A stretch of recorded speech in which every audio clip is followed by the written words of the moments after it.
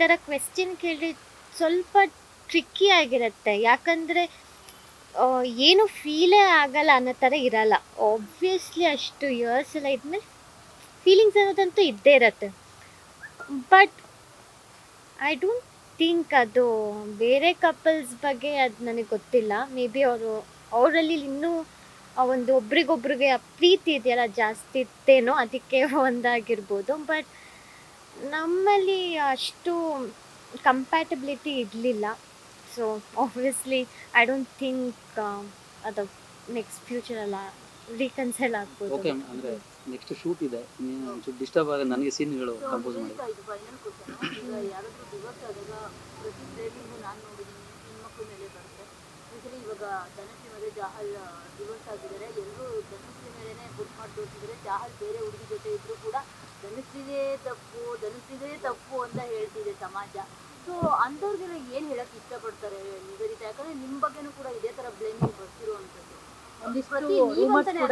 ಸಮಂತ ಆಗಲಿ ಮತ್ತೆ ರೀಸೆಂಟಾಗಿ ಯಾರು ಬ್ಲೇಮ್ ಮಾಡ್ತಾರೆ. ಸೊ ಅದ್ರ ಬಗ್ಗೆ ಏನು ಹೇಳ್ತೀರಾ? ನೀವು ಅದನ್ನ ಹೆಂಗ್ ಓವರ್ಕಮ್ ಮಾಡ್ತಾ ಇದ್ದೀರಾ, ಫೇಸ್ ಮಾಡ್ತಿದ್ದೀರಾ ಅಂತ? ನನಗನ್ಸುತ್ತೆ ನಮ್ಮ ಸೊಸೈಟಿನೇ ಆಗಿದೆ. ಅಂದರೆ ಏನೇ ಆದರೂ ಕೂಡ ಹುಡುಗಿರ್ದೆ ತಪ್ಪು ಅಂತ ಬ್ಲೇಮ್ ಮಾಡಿಬಿಡ್ತಾರೆ. ಫಸ್ಟು ಇವರೇ ಸರಿ ಇಲ್ಲ, ಇವ್ರಿಗೇನೋ ಇತ್ತು, ಇವ್ರು ಹಾಗೆ ಇವ್ರು ಸರಿ ಇಲ್ಲ ಅಂತ. ಅದು ಕಾಮನ್. ಅದು ಇವಾಗ ನೀವೇ ಇಷ್ಟು ಎಕ್ಸಾಂಪಲ್ಸ್ ಕೊಟ್ರಿ. ಅವ್ರ ಲೈಫಲ್ಲಿ ಏನಾಗಿದೆ ಅಂತ ಯಾರಿಗೂ ಗೊತ್ತಿರಲ್ಲ. ಇನ್ಫ್ಯಾಕ್ಟ್ ನಮ್ಮ ಲೈಫಲ್ಲಿ ಏನೇನು ಪ್ರಾಬ್ಲಮ್ಸ್ ಇತ್ತು ಅಂತ ಯಾರಿಗೂ ಗೊತ್ತಿಲ್ಲ. ಆ್ಯಂಡ್ ನಾವು ಅದನ್ನು ಹೇಳ್ಕೊಳ್ಳೋ ನೆಸೆಸಿಟಿನೂ ಇಲ್ಲ.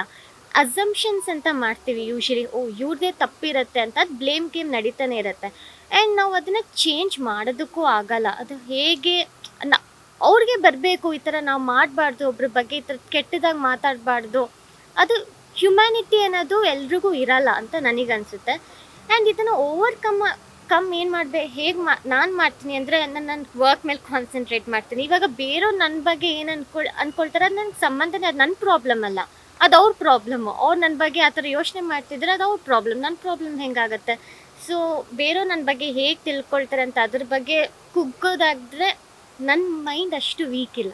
ನಾನು ನನ್ನ ವರ್ಕ್ನ ನಾನು ತುಂಬ ಸೀರಿಯಸ್ ಆಗಿ ತೊಗೊಂಡು ಪ್ಯಾಷನೇಟಾಗಿ ಕೆಲಸ ಮಾಡ್ತೀನಿ. ಆ್ಯಂಡ್ ಅದ್ರ ಬಗ್ಗೆ ಕಾನ್ಸಂಟ್ರೇಟ್ ಮಾಡ್ತೀನಿ. ಒಂದಷ್ಟು ಕಮೆಂಟ್ಸ್ ಏನೇ ಬಂದರೂ ನಾನು ಓಪನ್ ಮಾಡಿ ನೋಡೋದೂ ಇಲ್ಲ. ನನಗೆ ಗೊತ್ತೂ ಇಲ್ಲ ಆ್ಯಕ್ಚುಲಿ ಏನೇನು ಬರುತ್ತೆ ಅಂತ. ಮಾಡ್ಕೊಳ್ಳಿ, ಅವ್ರು ಖುಷಿ ಬರುತ್ತಾ, ಬೇರೆಯವ್ರಿಗೆ ಕೆಟ್ಟದ್ದು ಬಯಸಿದ್ರೆ ಅವ್ರಿಗೆ ಖುಷಿ ಸಿಗತ್ತಾ, ದೇವ್ರು ನೋಡ್ಕೊಳ್ತಾನೆ. ನನ್ನ ಪಾಡಿಗೆ ನಾನು ನನ್ನ ಕೆಲಸ ಏನಿದೆ ಅದನ್ನು ಮಾಡಿಕೊಂಡು ಖುಷಿಯಾಗಿ ಇರ್ತೀನಿ. ಆ್ಯಂಡ್ ಹೋಪ್ಫುಲಿ ಒಂದಷ್ಟು ಜನ ನೆಗೆಟಿವ್ ಸೈಡ್ ಇದ್ದರೂ ಕೂಡ ತುಂಬಾ ಇಷ್ಟಪಡೋರು ತುಂಬ ಜನ ಇರ್ತಾರೆ. ಬಟ್ ಇಷ್ಟಪಡೋರು ಎಲ್ಲರೂ ಅದನ್ನು ಟೈಪ್ ಮಾಡಿ ನಮಗೆ ನೀವು ಇಷ್ಟ ಅಂತ ಸೋಷಿಯಲ್ ಮೀಡ್ಯಾದಲ್ಲಿ ಕಮೆಂಟ್ ಮಾಡೋದಿರಲ್ಲ.